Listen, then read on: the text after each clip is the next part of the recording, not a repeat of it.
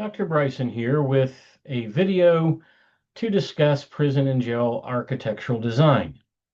This is very important to know because safety and security is tantamount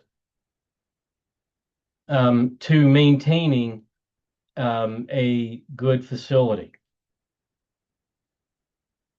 All right, so there are pillars of success when we are designing a prison or a jail. Now, the first thing is we have to have fiscal responsibility. Hopefully you learned, as we talked about the history of the prison, that fiscal responsibility played a part in why the prisons went bad. In other words, no one really thought about how we're going to pay to manage these prisons. Let's just allocate money, build the structure, and let the chips fall where they may. Well, in today's world of mass incarceration in the US, we really have to be aware of how much money we're spending on facilities. So we have to always be thinking about fiscal responsibility. Governments can't just print more money. If all they do is print more money, then they're devaluing the dollar, and what they've printed hasn't really saved them anything. What they've printed just raises the cost of what they'll have to buy. So it's not really a viable option just to think that the government can just do whatever it wants financially. So there's also population type. So is this a maximum security prison? Is it going to be a super max? Is it going to be a medium security, low security? Is it going to be a work camp? Whatever. We need to know what population we're going to be serving. Usually the security level of the inmate. So what model of corrections?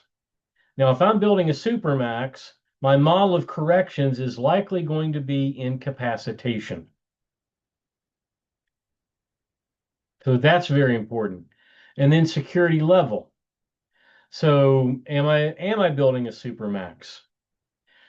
Now, if I am building a prison, say in a large state with several large cities that have a large gang presence, then my population type, as I'm considering that I'm building a prison, I need to consider gang issues within that institution.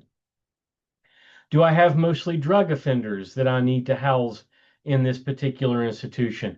Do I have mostly murderers and rapists that need to be housed? So all sorts of things go into designing a prison. Okay, so let's look at different designs. So this is the Panopticon, designed by Jeremy Bentham back in the 1700s in England. This is Statesville Penitentiary in Joliet, Illinois. To my knowledge, it is the only true panopticon in operation today. The officers on the pod are in the tower in the middle, and they can walk around that tower and look into every cell in that housing unit. They can see into every cell without ever having to leave the security of that control tower. A lot of folks think this is optimal for being able to see into every cell quickly. Maybe so. I've not been into this one. I have known officers who have worked in it, and it's my understanding that the lower tier, especially the cells on the floor at the bottom, are much harder to see into. The top two are the easiest. All righty, so this is what we call corridor design. This is the old school. Most county jails across the country were built this way. If you'll notice, this hallway is not very wide. It would be very easy for an offender to put their hands through those bars, and if they had formed a shank or any other kind of weapon, they could spit on officers walking by to do their walkthrough.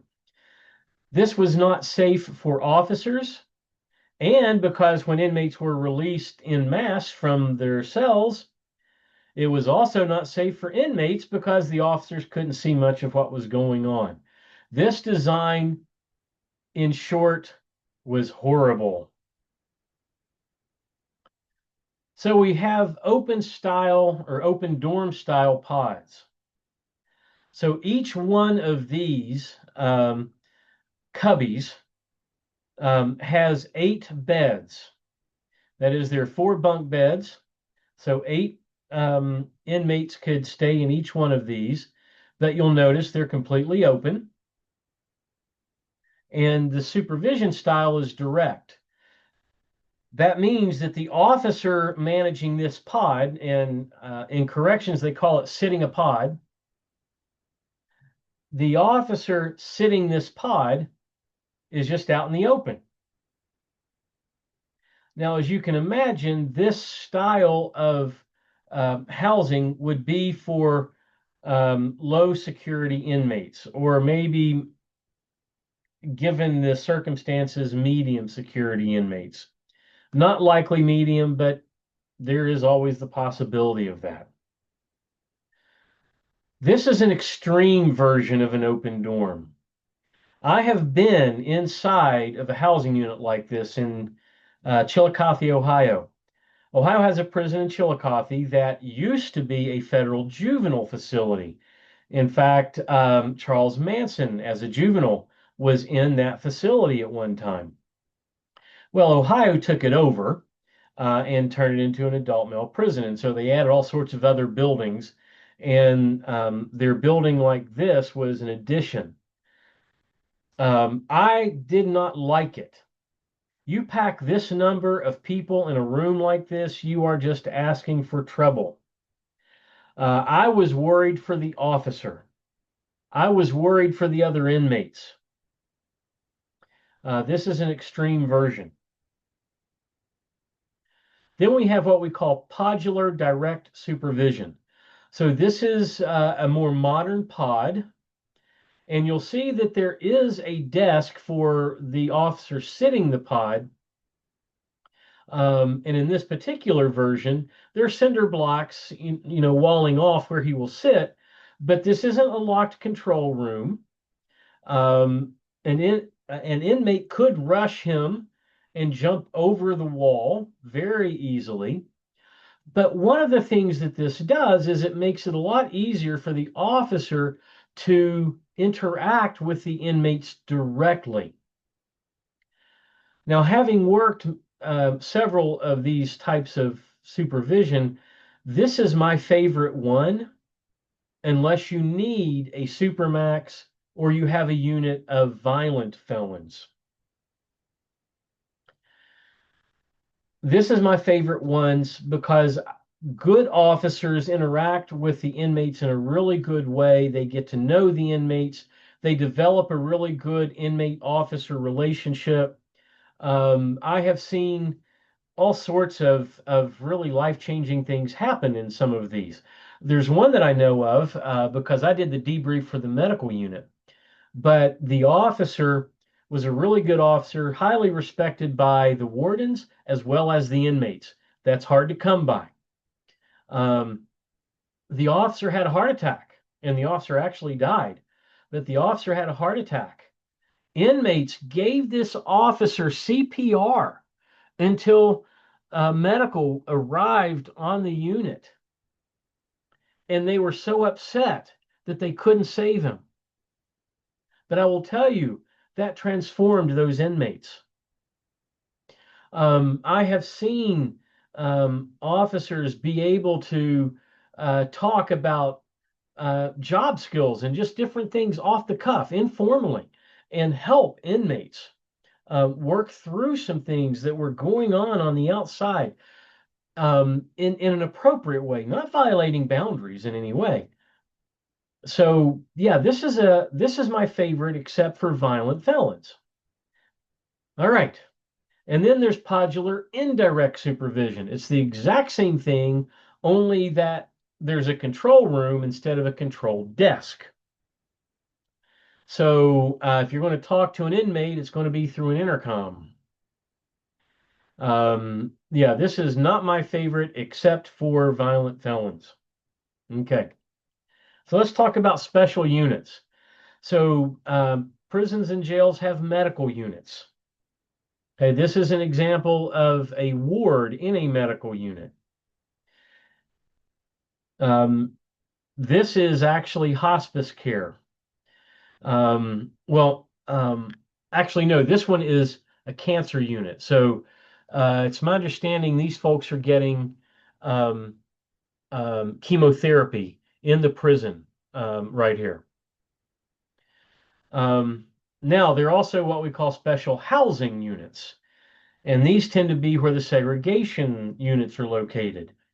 So the prison that I worked the longest in, Lakin, the women's prison here in West Virginia, our special housing unit had three pods, one huge one that was segregation, and then we had two smaller ones with 8 cells each. And one of those 8 cell units was for what we call diagnostics for individuals who'd been convicted but had not yet been sentenced. And the judge wanted more hands-on, and they wanted a psychological evaluation that was more than just doing some testing. They wanted the observations to be a part of that as well. So they would send them to Lakin for 30, 60, or 90 days so that they could get that diagnostic evaluation before sentencing the inmate. The other unit, I, as a mental health therapist, along with the rest of my team, we were able to get that one for us, and we turned it into a behavioral health unit, an 8 unit psychiatric facility on grounds. Now, it's a psychiatric facility for folks with behavior problems, not psychotic problems. But so we treated folks that had things like depression and other types of disorders like that. We actually had some folks with eating disorders. This was a women's prison, so we had some folks with eating disorders. And then every prison also has, and jail, has its control room for the entire facility. So this is the control room. You can see at the top of the picture all the surveillance cameras that are around. My hunch is that this is either a small prison or that there are other monitors with more cameras around. When I worked at Lakin, and Lakin was a fairly small prison, 550 beds when I worked there, we had probably 3 times this number of cameras. Okay, so this is what we call central control. Now, I also want to show you a sally port. There are all sorts of different types of sally ports. This one is for vehicles. A sally port is basically an entrance with 2 gates. So we don't want folks to escape when someone is coming into or leaving the institution, right? So occasionally, prisons and jails get deliveries. Sometimes those deliveries come from 18-wheelers. So this particular sally port will go to the delivery bay. And this one is big enough for an 18-wheeler. So what happens is when the 18-wheeler arrives, the gates that you see in the front here, they will open. That 18-wheeler will drive in. They'll be told when to stop, and then those gates will be closed. Once those gates are closed, the ones behind them that you can kind of see in the distance there, they will open, and then the truck will drive through, and then they close. That's called a sally port. Now, the doors going into the prison are also a sally port, but those are normally just a hallway that has a short hallway that's fairly wide that has a gate at the front and a gate at the back. Both gates should never ever be open at the same time. Never. For a sally port. That is not safe. So that's what we call a sally port. All right. Well, that is the end of the video. So I am going to stop the screen share. I hope that this helped you a little understand the architecture itself. Now, what these do, these newer plans that I showed you, they help actually manage the safety and security of institutions. Some states build them better like this than others. In West Virginia, the prison where I worked was designed very well. There was one tiny little corner where we couldn't see from a camera what was going on there fully. If a person was in that corner, we could see part of their body. We couldn't see all their body. That is the only place in the entire institution where we couldn't see everything from a camera. So now, of course, I'm not talking about cameras inside of individual cells or in the showers. We cannot put cameras in there. But it was a very safe construction. And then when I worked there, I worked under some very good wardens that inmate safety was a priority for them. So it was a very safe prison to work. Really appreciated it. Now, I can't say that for all prisons, obviously, but some are run really well, some are not. But the whole purpose of prison architecture is to make sure that we build a prison that we can monitor well. I will see you all next video.